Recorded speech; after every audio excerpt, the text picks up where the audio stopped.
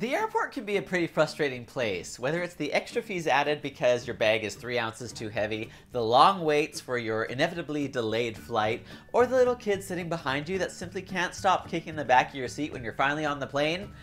There's no doubt that airports aren't necessarily as happy of a place as they seem to be in the commercials. Nothing ever is though, just to be fair. However, the terribleness of some airports is what makes this viral video that I'm reviewing that much better. And these days, we could definitely use something to put a smile on our faces. Seriously, 2017, what is wrong with you?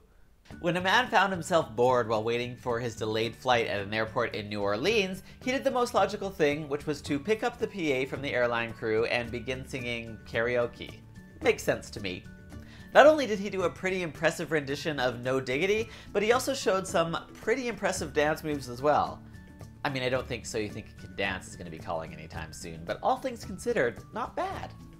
Not only was this airport serenading fun for the guy singing and the guy recording it, but you can see all the other passengers and even the airline workers being into it.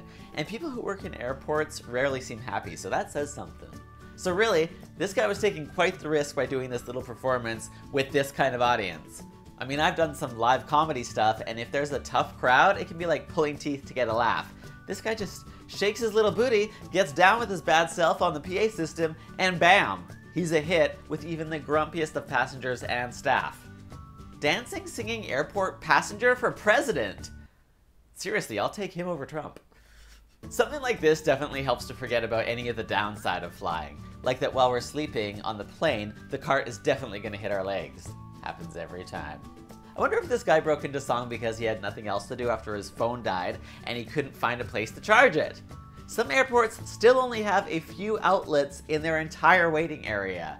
So let me just be the first to let every airport in the world know we all have cell phones now and we all want to charge them while we're waiting for our flights.